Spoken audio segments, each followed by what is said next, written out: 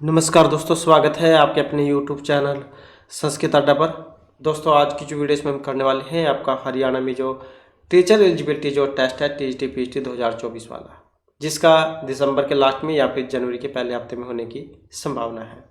तो आपके एग्जाम के लिए महत्वपूर्ण जो क्वेश्चन है इनको आज की वीडियो में हम करने वाले हैं। और हमने आपका जो कंप्लीट सिलेबस कर लिया है, इसके साथ ही जो पूर्व वर्ष में जो आपके एग्जाम हुए हैं इनके जो महत्वपूर्ण क्वेश्चन है वो भी हमने सभी कंप्लीट कर लिए हैं। तो प्रैक्टिस सेट जो हम कर रहे हैं, और इससे पहले वाली जो वीडियो थी उसमें हमने जो आपके 6-7 प्रैक्टिस सेट भी हो चुके हैं और इसके साथ ही इसके जो महत्वपूर्ण क्वेश्चन थे 40 वे भी जा कंप्लीट कर लिए हैं। इन सभी को अगर आप देखना चाहते हैं तो इसे आप हमारे चैनल की प्लेलिस्ट में जाकर देख सकते हैं। इसके अलावा स्टैट के लिए स्टैट को लेकर भी एक महत्वपूर्ण जो नोटिस है वो जारी हुआ है। नोटिस जो आपको इस वीडियो के अंत में मिल जाएगा, तो उसमें आप जरा नोटिस को चेक कर लीजिएगा क्योंकि महत्वपूर्ण नोटिस है। तो अपने जो क्वेश्चन है उनको अब हम देख लेते हैं। तो जिसमें पहला क्वेश्चन रहेगा, ध्यान अवस्थित भवादृशय न ज्ञायते कालवेग है, इदम उक्ति कस्य ग्रंथस्य संबंधितो अस्ति। तो यह जो उक्ति जो है कहाँ से ली गई है? उत्तरामचरितम, कादम्बरी, शिवराज विजयम या फिर किरातार्जुनीयम। तो इस पंक्ति का जो संबंध है इस उक्ति का, तो ये शिवराज विजय जो है उसमें से ली गई है। और शिवराज विजय किनके द्वारा रचित है? पंडित जो ये अंबिका दत्त व्यास जो है, पंडित अंबिका दत्त व्यास, तो इनके द्वारा रचित है। और ये जो उक्ति थी, ध्यान अवस्थित है भवदृश्य ने ज्ञात कालवे का है कि मैं ध्यान की अवस्था में बैठा हुआ था, तो इस कारण से मुझे समय के बारे में पता नहीं लगा। तो इसमें क्या होता है, विक्रमादित्य के राज्य को व्यतीत हुए 1700 वर्ष बीत जाते हैं। यह सुनकर आश्चर्यचकित हुए योगराज बोले कि सचमुच मैंने समय की गति का ज्ञान नहीं किया। मैं युधिष्ठिर के समय में समाधि लगाकर विक्रमादित्य के समय में उठा हूँ और फिर समाधि में ही यहाँ से जाकर लीन हो जाऊंगा। तो समाधि में लीन होने से पूर्व भावुक हुए जो योगीराज थे, इन्होंने भारतवर्ष की दुर्दशा को जानना चाहा है। तो इस प्रकार से जो है यहाँ पर इसमें ये बतलाया गया है कि मुझे समय की गति का ज्ञान नहीं हुआ, मैं युधिष्ठिर के समय में समाधि लगाकर अब विक्रमादित्य के समय में जागा हूँ और दोबारा से विक्रमादित्य के समय में अब समाधि लगाकर मैं लीन हो जाऊंगा।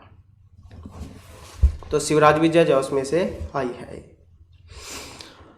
नेक्स्ट आ जाता है क्वेश्चन हमारा, शहाबुद्दीन नामनः यवन शासक है, निम्नलिखितेषु किम न कुर्युः। गजनी देश आक्रमण है, महमूदस्य वंशजयी, दिल्लीश्वर पृथ्वीराजस्य हंतारम, देहल्याम आक्रमण है। तो एक काम यहाँ पर इनके द्वारा नहीं किया गया है, वो कौन से वाला है? और जो ऑप्शन सी में यहाँ पर बतलाया गया है, दिल्लीश्वर पृथ्वीराजस्य हंतारम। तो ये काम जो इन्होंने नहीं किया था, बाकी और सारे जाए हो जाएंगे कि दिल्लीश्वर पृथ्वीराज की हत्या इन्होंने नहीं की थी। इसके बाद है सर्वनाम स्थान संज्ञक विधायक सूत्रम। अब सर्वनाम स्थान संज्ञा करने वाला सूत्र कौन सा है इसमें? सुआदि सुसर्वनाम स्थाने सोढ़ नपुंसकस्य, सर्वनाम स्थाने च समुद्धव, सर्वादीनि सर्वनामानि। और यहाँ पर जो ऑप्शन रहेगा बी वाला, तो कौन सा है यहाँ पर? सोढ़ नपुंसकस्य।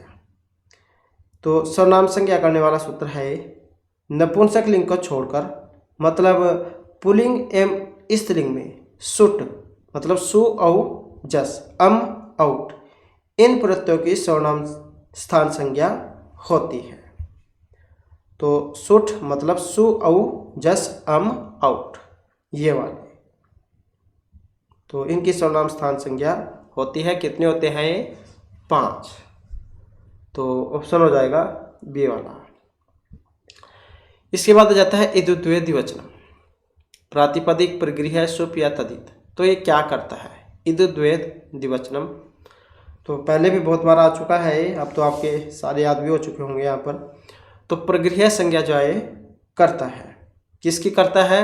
दीर्घ ई की, और जो दीर्घ ऊ है होने चाहिए द्विवचन वाले। एकारांत द्विवचन, इनकी प्रक्रिया संज्ञा करता है। दीर्घ उ और ये दीर्घ उ और ए की द्विवचन में होने चाहिए, तो इनकी प्रक्रिया संज्ञा करता है। अब इसके जो उदाहरण हैं कौन कौन से थे, इसमें हमने किया था हरि एतौ, विष्णु इमौ, गंगे अमु। तो ये वाले जो उदाहरण हमने इसके किए थे। और इसके साथ ही एक और जो सूत्र लगता था वो भी हमने इसमें किया था। इसके साथ ही जो आता है प्लुत प्रक्रिया अचि नित्यम, जो क्या करता था, प्रकृति भाव। और एक हमने पढ़ा था अधसोमात वाला, इसका उदाहरण था अमी ईसाह और अमु आस्ते। नेक्स्ट क्वेश्चन है अति निद्रम इति पदस्य लौकिकः विग्रह। अतिस्य निद्रा, निद्रायाः अत्यः, अत्यधिका निद्रा, निद्रा संप्रति न युज्यते। अति निद्रम इति पदस्य लौकिक विग्रह, इसका लौकिक विग्रह कौन से वाला है? लौकिक विग्रह की अगर हम बात करें तो ऑप्शन जो यहाँ पर रहेगा डी वाला, निद्रा संप्रति न युज्यते। और सूत्र कौन सा लगेगा इसमें? अव्यय विभक्ति समीप समृद्धि, क्योंकि जहाँ पर शुरू में अव्यय उपसर्ग होता है तो अव्ययभाव समास उसमें होता है। जैसे यथाक्रम, समुद्रम, अतिनिद्रम, तो जिसमें शुरू में अव्यय उपसर्ग होता है। नेक्स्ट आ जाता है द्वियमनम इत्यत्र समास। वेरी वेरी इंपॉर्टेंट क्वेश्चन है। बहुत सारे जो है यहाँ पर जल्दबाजी में शुरू में देखते हैं कि संख्या है तो द्विगु समास इसमें करके आ जाते हैं, लेकिन यहाँ पर क्या है, इसमें अव्ययभाव समास होता है। द्वियमनम। नदीभीश्च एक सूत्र है, ये वाला नदीभीश्च, नदीभीश्च ये वाला एक सूत्र है जिसमें अव्ययभाव समास करता है नदीवाची होने के कारण। अब इसका जो विग्रह हम करेंगे, लौकिक विग्रह कौन से वाला बनेगा? द्वयोः यमनयोः समाहार है, ये वाला हो जाएगा। और अलौकिक विग्रह है द्विऔस यमुना औस, ये वाला हो जाएगा। नदीभीश्च सूत्र इसमें लगेगा, तो नदीवाची होने के कारण अव्ययभाव समास। इसके बाद है नेक्स्ट हमारा शुद्ध वाक्यम अस्ति। रजकाय वस्त्रम ददाति, रज के वस्त्रम ददाति, रजकम वस्त्रम ददाति या रजकस्य वस्त्रम ददाति। तो सही कौन से वाला है? तो इसमें जो सही है ये ऑप्शन डी वाला, रजकस्य वस्त्रम ददाति। अब इसमें वैसे तो देने अर्थ में चतुर्थी होती है, चतुर्थी विभक्ति, लेकिन यहाँ पर जो चतुर्थी है वो किस कारण से नहीं है, क्योंकि ये जो धोबी जो है इसको कुछ समय के लिए कपड़े दिए जाएंगे, 1-2 दिन क्या या 1-2 घंटे के लिए, और उसे वापस करने होंगे। जहाँ पर किसी को परमानेंटली कोई चीज़ दे दी जाए तो वहाँ पर चतुर्थी होती है, नहीं तो फिर इसके यहाँ पर षष्ठी विभक्ति इसमें बनेगी। तो इतना आप याद रखिएगा। तो जैसे चतुर्थी में हम बनाते ब्रह्मणाय गाम दधाति, ब्राह्मण को गायें देते हैं, क्योंकि ब्राह्मण को जो एक चीज़ एक बार दे दी तो दोबारा थोड़ी लेते हैं उनसे, लेकिन जो धोबी है उसको देते हैं तो वापस लेते हैं। नेक्स्ट है ओदरम पुंजानो विषम फुंकते इति वाक्यस्य उदाहरण अस्ति। अभुक्ति अर्थस्य अनुलक्षणे तथा युक्तम च निप्सितम या हेतु। ओदनम पुंजानो विषम भुंकते, इस वाक्य का उदाहरण है और जो ऑप्शन बी में आया है, तथा युक्तम च अनिप्सितम। तो ये जो वाक्य है इसमें ओदन भोजन क्रिया के कर्ता का इप्सित है, और विषम अभिप्सित भी भोजन में संलग्न है, तो इसलिए इसे ओदनम के साथ विष की भी कर्म संज्ञा हुई है। वेरी वेरी इंपॉर्टेंट है, बहुत ज़्यादा एग्जाम में आता भी है ये। तथा युक्तम च अनिप्सितम, ओदनम पुंजान विषम मुक्ते, या फिर इसका एक और उदाहरण आता है ग्रामं गच्छन् तीर्णम स्पृशति, ये वाला। नेक्स्ट आ जाता है अस्मत् रूप। इसका जब हम चतुर्थी विभक्ति के एक वचन में रूप बनाएंगे तो कौन से वाला जो है इसका रूप बनेगा? तो चतुर्थी विभक्ति में हमने यहाँ पर बनाना है, और जब हम इसका चतुर्थी में बनाएंगे तो कौन सा वाला बनेगा? तो यही बनेगा इसका मह्यम। और इसके रूप कैसे चलते हैं? अहम आवाम वयम, माम आवाम अस्मान, मया आवाभ्याम अस्माभिः, मह्यम आवाभ्याम असभ्यम, मत आवाभ्याम अस्मत्, मम आव्योहो अस्माकम, मयि आव्योहो अस्मासु। ऐसे चलते हैं इसके रूप। इसके बाद है इदम शब्दस्य पुल्लिंगे सप्तमी विभक्तो एकवचने रूपम स्यात्। इदम रूप है और सप्तमी विभक्ति एकवचन में आपने बनाना है। तो जब हम इसका रूप बनाएंगे तो कौन सा बनेगा सप्तमी विभक्ति में, तो यही बनेगा अस्मिन। और इसके रूप कैसे चलते हैं, क्योंकि यहाँ पर ये इदम रूप है और पुल्लिंग में है। तो अयम इमौ इमे, इमम इमौ इमान, अनेन आभ्याम एभिः, अस्मै आभ्याम एभ्यः, अस्मात् आभ्याम एभ्यः, अस्य अन्योः एषाम, अस्मिन् अन्योः एषु। तो ऐसे जो इसके बनेंगे तो ये बनता है सप्तमी एकवचन में अस्मिन्। इसके बाद है बालिका प्रातिपदिकस्य द्वितीयायाः द्विवचन रूपम अस्ति। बालिकायाः बालिके, बालिकाः बालिकौ। तो बालिका प्रातिपदिकस्य द्वितीया द्विवचन रूपम, तो कौन सा बनेगा इसका, तो यही हो जाएगा द्वितीया का द्विवचन। और रूप कैसे चलते हैं इसके, तो एकवचन में क्या बनेगा बालिका।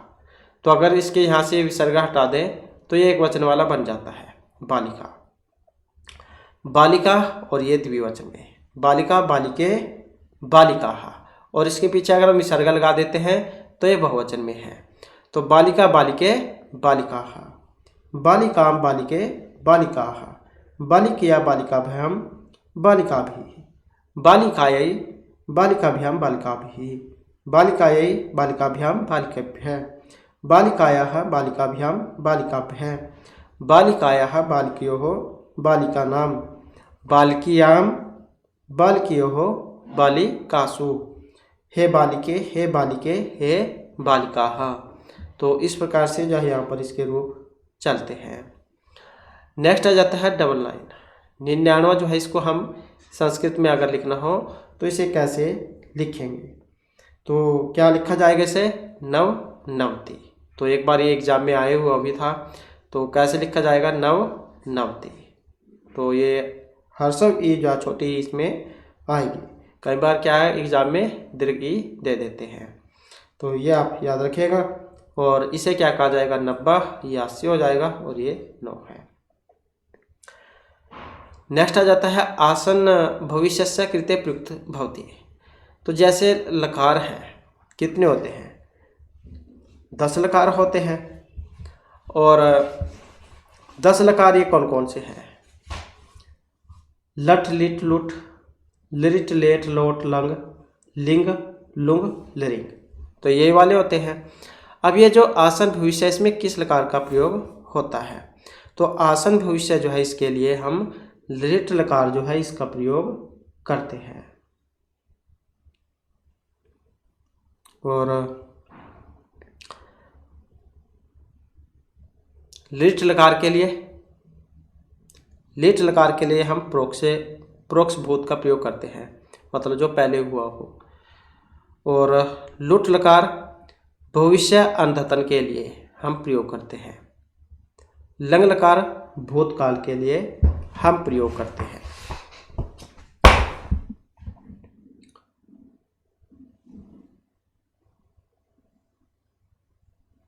और आसन जो अंधतन भविष्यत है इसके लिए हम लुट लकार का प्रयोग करते हैं। वर्तमान काल के लिए लट लकार, प्रोक्ष अंधतन भूतकाल के लिए लिट लकार, अंधतन भविष्य के लिए लुट लकार, सामान्य भविष्य के लिए लरिट लकार, और आज्ञा देने के लिए लोट लकार, अंधतन भूतकाल के लिए लंग लकार, और विधि लिंग विधि प्रेरणा आदि विधि निमंत्रण के लिए हम लिंग लकार, और सामान्य भूत के लिए लुंग लकार, हेतु हेतु मद भाव के लिए हम लरिंग लकार का प्रयोग करते हैं। इसके बाद में नेक्स्ट क्वेश्चन है राधा पत्रम लेखिष्यति इत्यस्य वाच्य परिवर्तने लेख्यम भवति। तो जब हम इसका वाच्य परिवर्तन करेंगे, जैसे कर्ता में दिया गया है कर्तृवाच्य में, और हमें इसे भाव में ले जाना है, मतलब कर्मवाच्य में ले जाना है, तो राधा जो है, राधा कर्त्री है, मतलब कर्ता है, राधा पत्तर लिखती है। तो ये जो कर्ता जो है इसको हमने तृतीय विभक्ति में ले जाना होगा, और जो कर्म है वो प्रथमा में ले जाना होगा। और सेम इसका उल्टा होता है, अगर कर्म से आपने कर्ता में लेकर आना है तो फिर कर्ता में क्या हो जाएगी, प्रथमा हो जाएगी, इसमें द्वितीय हो जाएगी, और क्रिया जो कर्म के अनुसार होती है। तो जब हम इसका यहाँ पर वाच्य परिवर्तन करेंगे तो कौन सा वाला बनेगा, राधा का तृतीय में कौन सा बनेगा, राधे हो जाएगा, पत्रम का पत्रम हो जाएगा, क्रिया जो इसके अनुसार होगी तो लिखित बन जाएगा।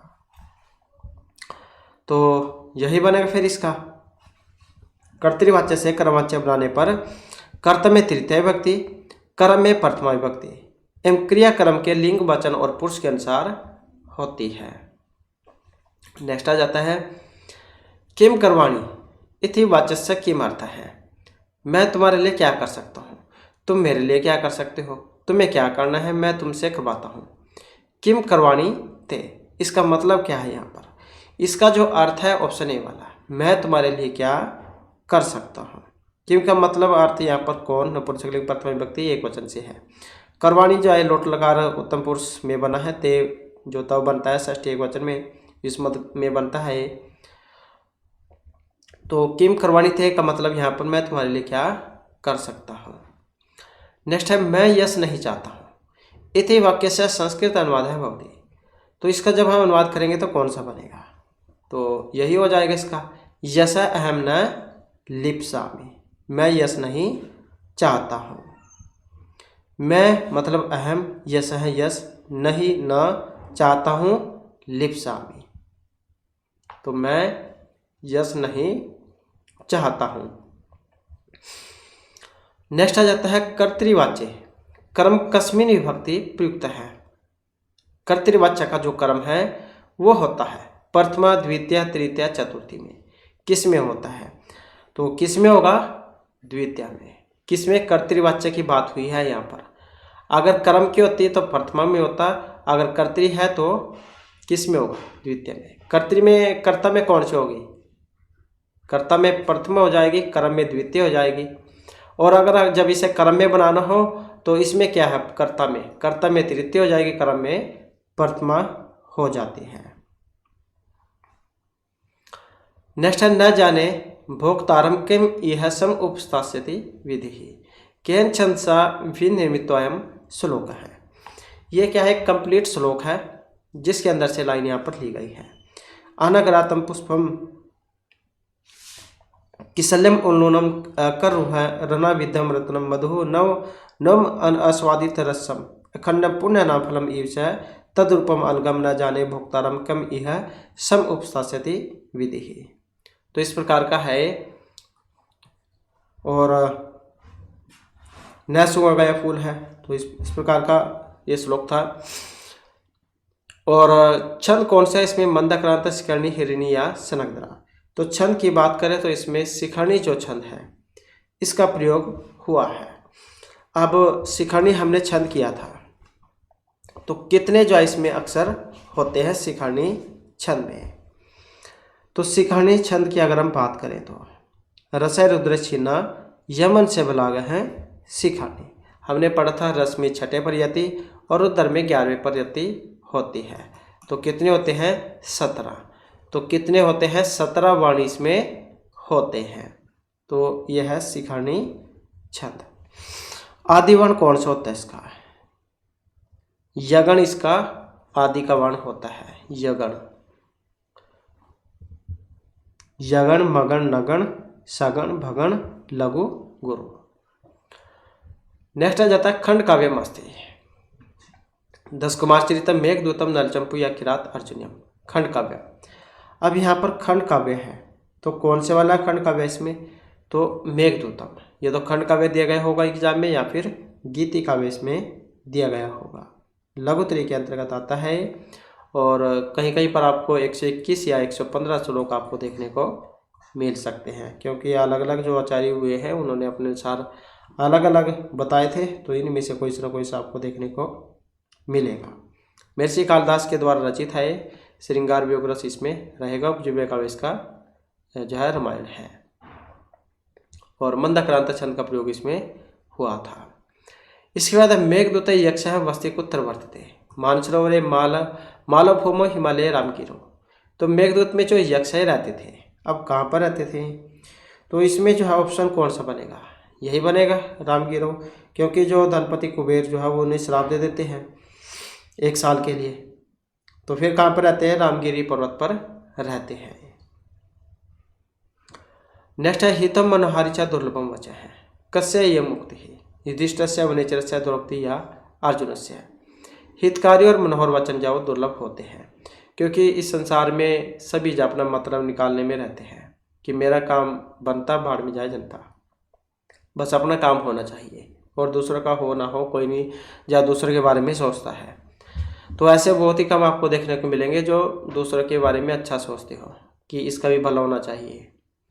तो इस प्रकार की उक्ति थी ये, और किरात अर्जुन में से ली गई है, महर्षि भारद्वाज के द्वारा जो रचित है। अब इस उक्ति का बारे में पूछा गया थी, ये उक्ति किन की। अब इस उक्ति का जो संबंध है ये वनेचर से है। तो दुर्योधन के पर्याभिषेक वृत्तांत को जानकर वनेचर द्वैतवन में युधिष्ठिर से कहते हैं, वनेचर युधिष्ठिर से कहते हैं, किसको कहते हैं, युधिष्ठिर को। वनेचर युधिष्ठिर से कहते हैं कि कल्याणकारी और मनोहारी वचन अति दुर्लभ होते हैं। और वन कौन से वाला था, द्वैत वन, क्योंकि एक बार जाए आया हुआ था इस प्रकार भी। तो कौन सा वन था, द्वैत वन था ये। वनेचर ये युधिष्ठिर से कहते हैं। इसके बाद है किरात अर्जुन किरातः का युधिष्ठिर अर्जुना वनेचर या शिव है। तो कौन है ये, और शिव, किरात जो है ये भगवान शिव है। तो इसमें अर्जुन जो है इनका शिव से युद्ध का वर्णन है, और अर्जुन से प्रसन्न होकर शिव ने पाशुपत जो अस्त्र ये दिया था। नेक्स्ट आ जाता है यहाँ पर सुभाषितम हारी विस्ते दोगलातन दुर्जनस्य अर्करिपोई अमृतम इति केन कविना उक्तम वेद व्यासेन बाण महाकविना कालिदासेन या भासेन। और इसमें जो हमारा सी आंसर ऑप्शन सी वाला है। तो किन के द्वारा कही गई है, महर्षि बाणभट्ट के द्वारा। नेक्स्ट आ जाता है सर्वथा न कंचन सपृच्छन्ति शरीर धर्माणाम उक्तापः कस्मात् ग्रंथात् एतत् वाक्यम उद्धृतम् 10 कुमार चरितम नैषधीय चरितम हर्षचरितम कादम्बरी। तो इसका जो संबंध है कादम्बरी से रहेगा। तो कादम्बरी में से ली गई है, महर्षि बाणभट्ट के द्वारा रचित है। और क्या कहा गया था इसमें कि ऐसा कभी हो ही नहीं सकता कि किसी भी शरीरधारी को पीड़ाई बिल्कुल भी स्पर्श ही न करे। सर्वथा न कंचन सपृच्छन्ति शरीर धर्माणामुक्तापः कस्मात् ग्रंथात् एतत् वाक्यम उद्धृतम्। कि ऐसा कभी नहीं हो सकता कि किसी भी शरीरधारी को पीड़ाई बिल्कुल भी स्पर्श ही न करे। मतलब जिसने शरीर धारण करनी है उसको कष्ट तो होगा ही, चोट लगेगी तो उसका दर्द भी होगा। तो ऐसा तो हो नहीं सकता कि जिसके पास शरीर है उसे जहाँ दुख दर्द तकलीफ हो ही नहीं। तो यही जा इसमें कहा गया था। नेक्स्ट है ज्ञानवत विदग्धुम ब्रह्मापि नरम न रंजते पदे का अलंकार है। अतिशोक्ति है प्रस्तुत प्रशंसा व्यतिरेक या फिर दीपक। तो कौन सा है इसमें अलंकार, और इसमें जो है अतिशोक्ति अलंकार का प्रयोग हुआ है। और अतिशयोक्ति किसी बात को बढ़ा चढ़ाकर जहाँ पर कहा जाता है तो वहीं पर होता है अतिशयोक्ति अलंकार। किसी वस्तु का लोक सीमा अतिक्रांत अतिशय पूर्वक वर्णन करना ही अतिशयोक्ति होता है। सिद्धते व्याध्यावसाय से अतिशयोक्तिर निगदते, ये वाला है इसका लक्षण। नेक्स्ट है नीति शतक के कति श्लोक सन्ति। ये जो नीति शतक है इसमें श्लोक है 50 पंचविंशति 200 या 100। नीति शतक नाम से भी आप याद रख सकते हैं। शतक मतलब कितने होते हैं, 100 होते हैं। तो कितने हो जाएंगे इसमें, 100 श्लोक हो जाएंगे। ऑप्शन सी वाला शतम किन के द्वारा रचित है, महर्षि भर्तृहरि के द्वारा, क्योंकि 3 शतक लिखे थे उन्होंने, नीति श्रृंगार और वैराग्य शतकम, मुक्ता काव्य की श्रेणी में आता है। नेक्स्ट आ जाता है उत्तरामचरिते अंकाः सन्ति 7 6 8 या 10। उत्तरामचरित जो है इसमें कितने अंक हैं, और इसमें तो ये तो आसान है, सभी को पता होगा कि 7 अंक है। अब इन 7 अंकों के नाम कौन कौन से हैं, यह महत्वपूर्ण हो जाता है। तो जो प्रथम अंक है इसका नाम चित्रदर्शनम, उसके बाद पंचवटी प्रवेशम, छायांक, कौशलजनक योग, कुमार विक्रम, कुमार प्रत्यय विज्ञान, गर्भांक। इस प्रकार से ये 7 अंक हैं। चित्रदर्शनम, पंचवटी प्रवेश, छायांक, कौशलजनक योग, कुमार विक्रम, कुमार प्रत्यय विज्ञान, गर्भांक। तो ये 7 अंक हैं उत्तराम चरितम में महर्षि भगवती के द्वारा जो रचित है। अगला क्वेश्चन है छायांकस्य योजना वर्तते। यहाँ से अब आप समझ गए होंगे छायांक कौन से वाला अंक था। तो तृतीय अंक हमने इसमें अभी किया, तीसरे नंबर पर तीसरा अंक था छायांक। और छायांक से आप अब पता लग ही चुका है आपको कि उत्तरामचरित में आता है छायांक तीसरा अंक, क्योंकि इसमें सीता जो है राम के साथ छाया के रूप में रहती है। नेक्स्ट आ जाता है पदमस्ते। योग्यताकांक्षी आसक्ति युक्त पदोच्चय, इसे कहा जाता है वाक्य। सुप्तिगंतम पदम, अर्थवद अधातुर प्रत्यय प्रातिपदिकम, संधि समास रहितम। पद क्या होता है? तो सुप्तिगंतम पदम, सुबंत और तिगंत इनकी क्या है पद संज्ञा होती है। और सुबंत कितने होते हैं? 21। और तिगंत कितने होते हैं? 18। नेक्स्ट है अधोलिखितेषु वृद्धि संज्ञ का नास्ति। अब इसमें एक वृद्धि संज्ञक नहीं है, वो कौन से वाला है? आ, औ, ओ या फिर आई। वृद्धि संज्ञक नहीं है, अब नहीं है ये वाला ओ। तो वृद्धिरादेश जो सूत्र है उनके अनुसार आत और एच ये वृद्धि संज्ञक है। आ, आई, ओ इनकी वृद्धि संज्ञा होती है। और ये जो ओ है इसकी क्या होती है? इसकी होती है गुण संज्ञा। अदेंग गुण से गुण संज्ञा, आद गुण से गुण। तो आ, आई, औ, आ, आई, औ इनकी होगी वृद्धि संज्ञा। ओ की होती है गुण संज्ञा। आत और एच वृद्धि संज्ञक होते हैं। इसके बाद है उपधा संज्ञा। परसन्निकर्षा कृत तदिसमासस्य हलो अनंतरा या हलो अंत्यात् पूर्व उपधा। उपधा संज्ञा केन सूत्रेण भवति। उपधा संज्ञा होती है किसके द्वारा? अलो अंत्यात् पूर्व उपधा के द्वारा। अंतिम अल के ठीक पहले वर्ण की उपधा संज्ञा होती है। जैसे राम है, यह हमने राम लिख दिया यहाँ पर राम।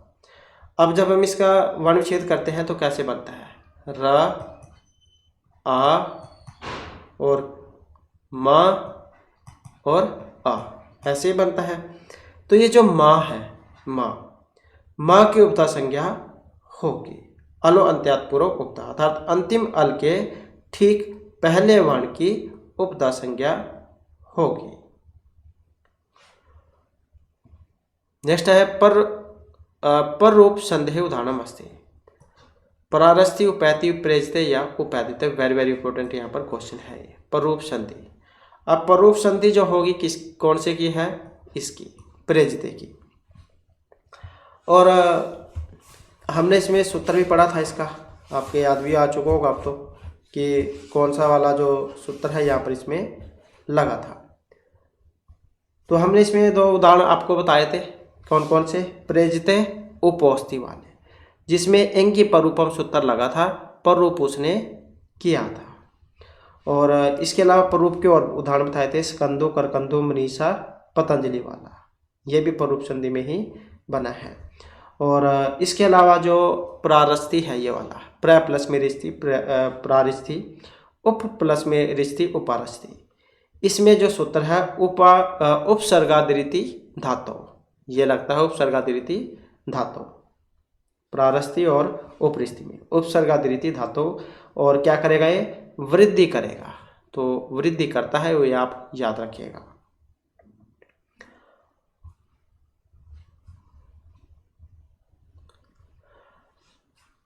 नेक्स्ट आ जाता है स्टु नष्टु हो इति सूत्र से उदाहरण भवति। इसका उदाहरण है, अब अजंत है, रामषष्ठ है, लब्ध है या तत्स है, कौन सा है? स्टु नष्टु क्या करता है? ष्टुत्व करता है। तो कौन सा हो जाएगा इसका? यही हो जाएगा, रामस षष्ठ है। सकार और त्वरक, सकार और त्वरक को मूर्धन्य स और इसको त्वरक, यह होता है। रामस प्लस में षष्ठ है, रामस षष्ठ है, रामस प्लस में टीकते, रामस टीकते। तो ये इसके उदाहरण हैं। सकार और त्वरक को ये मूर्धन्य स और त्वरक करता है।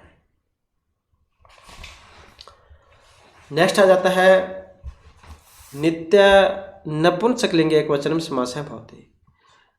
नपुंसकलिंग एक वचन में समास, द्वंद्व, अविभाव, द्विगु या बहुव्रीहि, कौन सा होता है? तो इसमें जो है ऑप्शन कौन सा बनेगा? यही बनेगा, अव्यभाव समास। इसके अलावा द्विगु और द्वंद्व समास भी समाहार अर्थ में नपुंसकलिंग होते हैं।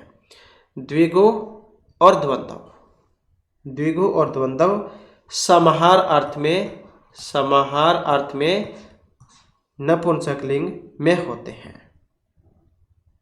तो यह आप याद रखिएगा। तो नित्य नपुंसकलिंग में होगा अव्यभाव समास, द्वंद्व और द्विगु जो है ये समाहारार्थ में नपुंसकलिंग में होते हैं। नेक्स्ट आ जाता है ध्रुवम अपाय अपदानम। इत्यत्र ध्रुवम पदस्य अभिप्राय है स्थिर, स्थिर भूतम, निश्चितम या अवधि भूतम। तो ध्रुवम अपाय अपदानम, इसका मतलब क्या है यहाँ पर? तो यहाँ पर जो इसका रहेगा अवधि भूतम, जहाँ से अपाय अर्थात अलगाव निश्चित हो तो उसकी अपदान संज्ञा होती है और पंचमी विभक्ति फिर वहाँ पर लगती है। तो ध्रुवम पदस्य अभिप्राय है अवधि भूतम। नेक्स्ट है सत्संज्ञकोस्तः है, वेरी वेरी इंपॉर्टेंट है ये वाला क्वेश्चन। सत्संज्ञक कतकत्वतु सत्री सानचो मतुप वतुपौ तव्य तव्य अन्यरा, कौन सा है सत वाला? अब सत वाला जो है यहाँ पर ये ऑप्शन सी में जो दिया गया है, सत्री सानचो प्रथम समानाधिकारी, ये वाला सूत्र है जो सत्री और सानच करता है और सत्री और सानच में सत संज्ञा होती है। तो कौन सी होती है? सत संज्ञा होती है। कतकतुते में कौन सी होती है? निष्ठा संज्ञा। नेक्स्ट है मातृ शब्द से तृतीय विभक्तो एक वचने रूपम भवति। मातृ मतलब माता, ऐसे मातृ के चलते रूप, ऐसे पितृ वाले चलते हैं, सेम है दोनों के। तो इसमें जब हम तृतीय विभक्ति में इसका रूप बनाएंगे तो कौन से वाला बनेगा? तो यहाँ पर जो ये मात्रा जो दिया गया है यही बनता है और एक वचन में क्या बनता है? माता, ये एक वचन में हो जाएगा माता। माता मातारौ मात्र हैं, मातरम मातरहु मातृहि। और जो बहुवचन है द्वितीय का उसमें दीर्घ हो जाती है, दीर्घ। फिर इसमें एक वचन में हो जाएगा मात्रा मातृभ्याम मातृभिः, ऐसे हो जाएगा। इसके बाद है पठ धातु। पठ धातु का जब हम विधिलिंग लकार प्रथम पुरुष और द्विवचन में रूप बनाएंगे तो कौन से वाला बनेगा? पठ, पठताम, पठेताम या फिर पठत। पठ मतलब पढ़ने में है, ये विधिलिंग लकार में है, प्रथम पुरुष और द्विवचन में है। तो इसका जो है ऑप्शन सी वाला हो जाएगा। पठेताम जो है इसका बनेगा। पठेत पठेताम पठेयुः, पठेः पठेतम पठेत, पठेयम पठेय पठे। इसके बाद है तेन पाठ है पठ्यते, इसका प्रयोग है कर्तरी कर्म भाव या किसी में भी नहीं। तेन पाठ है पठ्यते। अब इसमें अगर हम देखें तो कौन सा वाला बनेगा? इसका यही बन जाएगा, तेन पाठ है पठ्यते, कर्म वाच्य। जब वाक्य में कर्म की प्रधानता होती है तब कर्मवाच्य होगा और कर्मवाच्य सदा सकर्मक धातु के साथ आता है और इसमें क्रिया सदैव आत्मनेपद में होती है, परस्मैपद में नहीं। और कर्मवाच्य में कर्ता में तृतीय विभक्ति और कर्म में प्रथमा होती है, जैसे कि हमने पहले आया था उसमें बात की थी। तो कर्ता में कौन सी होती है? तो कर्ता में तृतीय और कर्म में प्रथमा, अगर वो उसकी बात हो कर्म वाली। और कर्ता अगर कर्तरी वाली हो फिर वो हमने आपको बताया था पहली, और इसमें फिर दूसरी कर्तरी, उसमें कर्तृवाच्य में, ये कर्म में है, कर्म में चेंज हो जाती है। तो कर्ता के पुरुष और वचन का क्रिया पर कोई प्रभाव नहीं पड़ता। तो ये जो वाक्य है इसमें कर्ता में तृतीय विभक्ति, कर्म में प्रथमा विभक्ति और क्रिया में आत्मनेपद का प्रयोग हुआ है। तो ये देख सकते हैं आप किस में बनता है। तो तृतीय का एक वचन है उसमें बनता है तेनी। पाठ्य में एक बार हो गई है प्रथमा विभक्ति और ये इनके अनुसार पठ्यते। नेक्स्ट है एकोनविंशतिः हिंद्याम कथ्यते। 120, 20, 21 या 19। एकोनविंशति को क्या कहते हैं? विंशति को क्या कहते हैं? 20 और एकोनविंशति को फिर हम क्या कहेंगे? तो जैसे कह देते हैं कि 1 कम 20 मतलब 1 कम करके ऐसे कह देते हैं 1 कम 100, 1 कम 30, 1 कम 20, 1 कम मतलब 30, 40 ऐसे कह देते हैं। तो इनको क्या कहा जाता है? हम 20 ना क्या करो से 1 कम मतलब 19। तो इस प्रकार से कौन सा बनेगा इसका? 19। 9 को 9, 29 को हम नविंशति भी कह सकते हैं और 1 भी कह सकते हैं और 90 को हम नवति कहते हैं। तो अगर ऐसा हो 1 मतलब 1 कम की बात हुई है, 1 कम 20 कह देते हैं जैसे हम भाषा में, तो वही है। इसके बाद है संयोग संज्ञा। तो ये होती है द्वयो स्वरियों मध्य वाक्य हो, व्यंजन हो या पद हो। वेरी वेरी इंपॉर्टेंट है संयोग संज्ञा। ये कहाँ पर होगी? तो संयोग संज्ञा जो होती है ये 2 व्यंजनों के मध्य में होगी। किसमें? 2 व्यंजनों के मध्य में। पहले एक आय हुआ था ये, इसमें हमने पढ़ा था हलो अनंतर संयोग है, ये वाला सूत्र। अजवीर वहिता हल है संयोग संज्ञा से कि अचो से अव्यवहित हल संयोग संज्ञक होते हैं। तो 2 व्यंजनों के मध्य में संयोग संज्ञा होगी। हलो अनंतर संयोग है, ये वाला सूत्र है इसमें। अजवीर वहिता हल है संयोग संज्ञा स्यो। इसके बाद है कस्मिन् पदे संहिता संज्ञा प्रयुक्त है। उपेंद्र है कमलम रामस्य या अचल है। तो संहिता का मतलब क्या है? संधि को कह देते हैं संहिता, संधि एक ही बात है। तो यहाँ पर कौन सा लगेगा इसमें? यही बनेगा उपेंद्र है, उप प्लस में इंद्र है, उपेंद्र है। तो पर से निकर्षा लग जाएगा इसमें। वर्णों में अत्यंत समीपता होने की स्थिति में संहिता संज्ञा होगी और संहिता होने पर संधि होती है। उपेंद्र है, उप प्लस में इंद्र है, आद गुण से गुण हो जाएगा, आधे गुण से गुण संज्ञा हो जाएगी। नेक्स्ट आ जाता है स्वर्ण संज्ञा। अब जो स्वर्ण संज्ञा है ये मुख नासिका वचन अनासिक हो, द्वयो अनुदाती हो, द्वयो हो सवृति हो या तुलस्य प्रत्यय हो। किन की होती है स्वर्ण संज्ञा? वेरी वेरी इंपॉर्टेंट है ये वाला भी। ऐसे ऐसे जो आपको जरूर देखने को मिलेंगे एग्जाम में, स्वर्ण संज्ञा होती है। अब तुलस्य प्रत्यय हो, तुलस्य प्रत्यय स्वर्णम पढ़ा था हमने, तो याद भी आ चुका होगा आपको स्वर्ण को देखते हुए। तुलस्य प्रत्यय स्वर्ण, स्वर्ण संज्ञा तुलस्य प्रत्यय हो भवती। तालवादी स्थान और अभ्यंतर प्रत्यय, ये दो जिस वर्ण के साथ तुल्य हो वे आपस में स्वर्ण संज्ञक होते हैं। जैसे अ या फिर आ, इनका उच्चारण स्थान किससे होता है? कंठ से होता है। अकुह विसर्जनम कंठ है, तथा दोनों का विपरीत स्थान भी है, तो इसलिए दोनों की आपस में क्या होगी? स्वर्ण संज्ञा होगी। तो तुलस्य प्रत्यय हो यहाँ पर बन जाएगा तुलस्य प्रत्ययम सवर्णम। नेक्स्ट आ जाता है ईसद सपृष्ठ वर्ण चेतव्या। ईसद सपृष्ठ जो वर्ण है वो कौन से वाले हैं इसमें? तो स्पृष्ठ, ईसद सपृष्ठ, विवृत, ईसद विवृत, समृत ऐसे होते हैं। सपृष्ठ किसको कह देते हैं? जो स्पर्श वर्ण होते हैं का से लेकर माँ तक के, इनको कह देते हैं स्पृष्ठ वर्ण। और ईसद सपृष्ठ किसे कहते हैं? जो आपके अंतस्थ वर्ण होते हैं यार अलावा, इनको कह देते हैं सपृष्ठ वर्ण, या फिर इनको क्या कहते हैं एक और यण वर्ण, ये भी कह देते हैं इनको। विवृत में क्या होते हैं? जो आपके अच स्वर हैं अ ई उ री ली ए ओ आई औ, ये वाले आ जाते हैं अच में।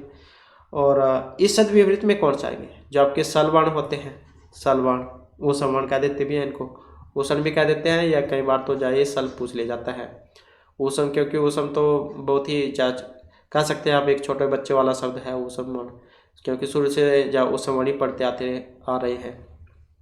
तो इस सल वर्ण जो थोड़ा ऊपर लेवल का है, तो यही जा पूछा जाता है। सल दे दिया जाएगा। सल वर्ण कौन से हैं, तो ये जो सवर्ण है, ये सद्विवृत्त का देते हैं इनको। और विवृत्त में जो आपका हर्षवा जो होता है वो वाला आ जाएगा। तो ये ईसद सपृष्ठ जो है, इसमें यण वर्ण भी आपको देखने को मिल सकते हैं या फिर ये ईसद सपृष्ठ। तो यर अलावा ये होते हैं। और अर्ध स्वर, तो इसमें या व या आ जाते हैं।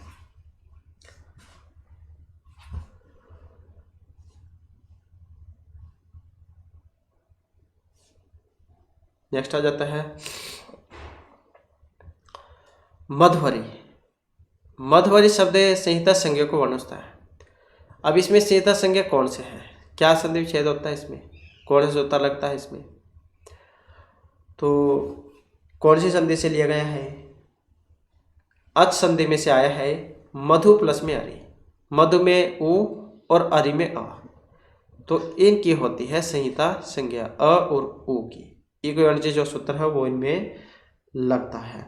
शुद्ध्युपास्य, धातुरंश है, लाकृति ही, यद्यपि ही, प्रत्येकम, अभ्युदय है, पितृज्ञा, मात्राज्ञा, स्वागतम, अनुदय है, अन्वेषणम। तो ये सारे के सारे जो है इसी के उदाहरण हैं। अच संधि के एक सूत्र में लगता है। नेक्स्ट आ जाता है अचबीर वहिता हल है संधि।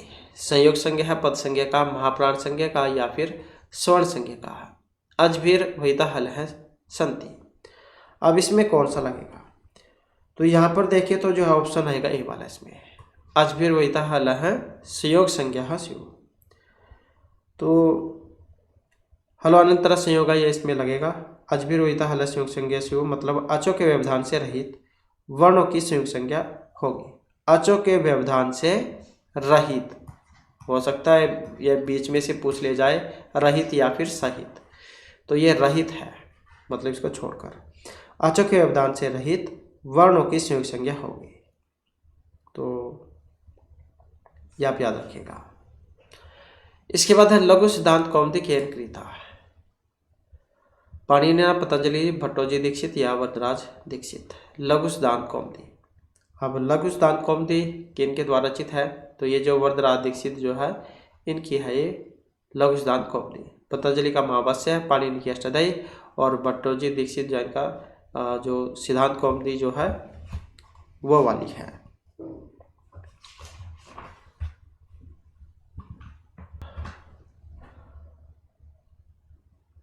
इसके बाद आ जाता है नेक्स्ट हमारा। नेक्स्ट में पाणिनि शिक्षायाम विसर्गस्य उच्चारण स्थानम अस्ति। जीवा कंठ गल प्रदेश या जीवा मूलम। पाणिनि शिक्षा में विसर्गस्य उच्चारण स्थानम अस्ति। पाणिनि की शिक्षा में विसर्गों का उच्चारण स्थान है वो कौन सा होता है, और इसमें अगर हम देखें तो यहाँ पर ऑप्शन सी वाला है।